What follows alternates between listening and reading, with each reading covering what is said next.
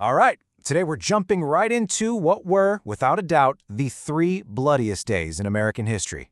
We're talking about the Battle of Gettysburg. To really wrap your head around just how massive this was, you have to start with this number: 51,000. That's the number of casualties, killed, wounded, missing, from both sides in just 3 days of fighting. It was, and it still is, the single costliest battle ever fought on American soil. Just incredible. So that's the big question, right? You've got this one unbelievably brutal battle in this tiny Pennsylvania town. How on earth did that become the turning point of the entire Civil War? Well, let's get into it. So, to get to the bottom of this, our story actually starts not in Pennsylvania, but down in Virginia.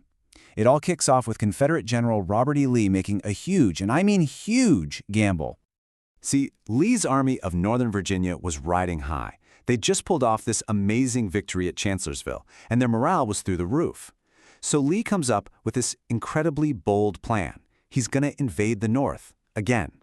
The idea was, give war-torn Virginia a break, feed his army on rich northern farmland, and, this is the big one, threaten major cities like Philly and Baltimore to pressure northern politicians into suing for peace.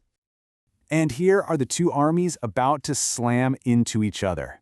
For the Union, you've got the Army of the Potomac, about 94,000 strong. And they've got a brand new commander, General George Meade. And when I say brand new, I mean he'd only been in charge for 3 days. Facing them, Lee's legendary Army of Northern Virginia, with about 72,000 men. So you've got this classic setup. Lee has all the momentum, but Meade's got the bigger army. Something was bound to break. So the stage is set for this epic showdown, right? But here's the crazy part. The biggest battle of the entire war, it started completely by accident. History is full of weird little details, and this is one of them. This absolutely horrific battle. It all kicked off because of shoes. Seriously, on July 1st, a Confederate brigade was heading into Gettysburg looking for supplies. Rumor was there was a shoe factory there, and they ran smack into Union cavalry. And that cavalry, led by General John Buford, was not about to give up the good ground west of town. And just like that, the fight was on. Day one was just pure chaos. Buford's guys fought like heroes, a brilliant delaying action that bought some absolutely critical time. But the Confederates just kept pouring in. They even killed one of the Union's best generals, John Reynolds, really early in the fight. The Union forces were outnumbered and they were eventually just overwhelmed, forced to retreat right back through the streets of Gettysburg. But, and this is the most important part, they didn't just break and run. They fell back to this amazing defensive ground on the hills south of town.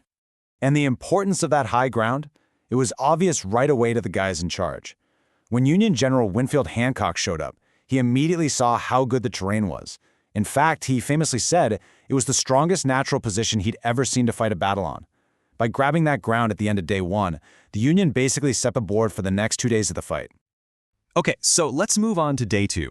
The Union Army is dug in on those hills, and the whole day basically becomes this incredibly brutal, desperate fight for control of that key high ground.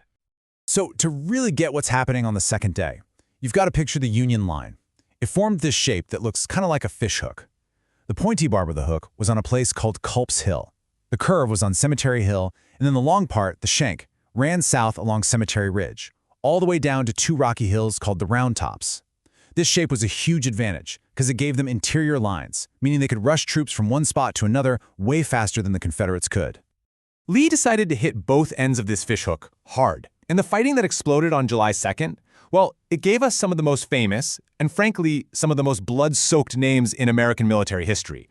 We're talking about places like Devil's Den, the Wheat Field, the Peach Orchard. These spots changed hands over and over again in just savage, hand-to-hand fighting. The entire Union line was stretched almost to the breaking point. But maybe the most legendary moment of the entire battle happened that day, over on Little Round Top.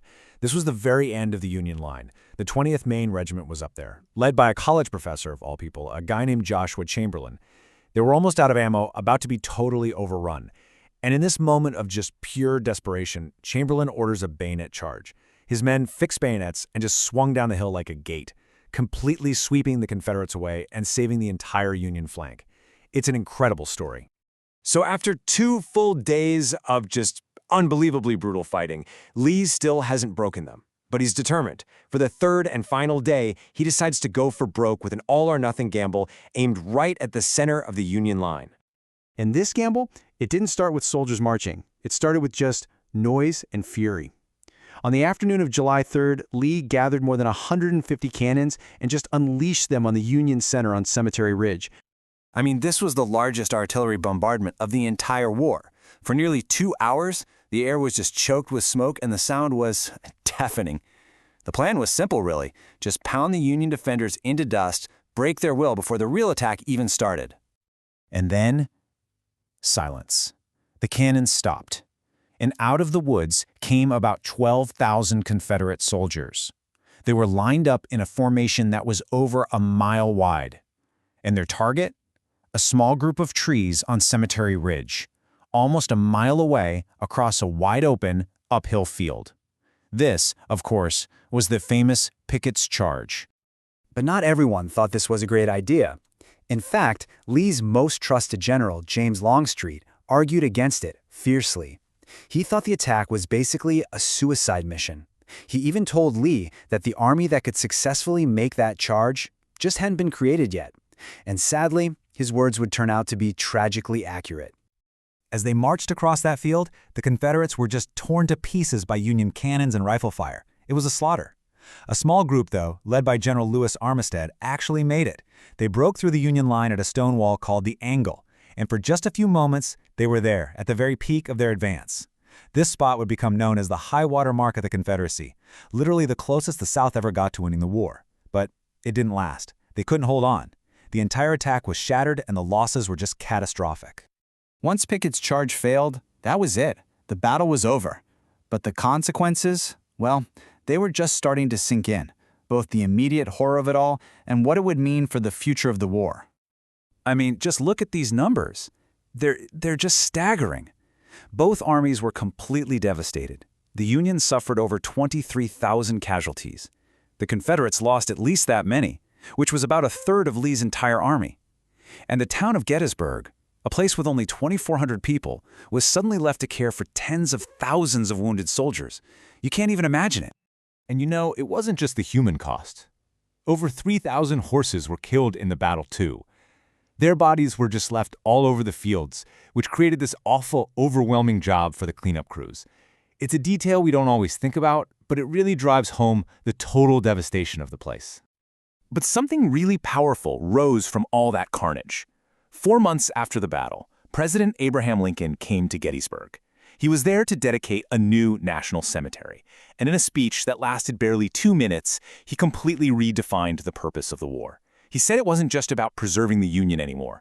It was about fighting for a new birth of freedom. And that really brings us to the big takeaway. The loss at Gettysburg, combined with the Union capture of Vicksburg on the very next day, it broke the Confederacy's back, at least offensively. Lee's army would never again be strong enough to invade the North. But the war was far from over. It would drag on for almost 2 more very bloody years. So that's the question we're left with. Was Gettysburg the decisive moment the war was won, or was it just the beginning of the end?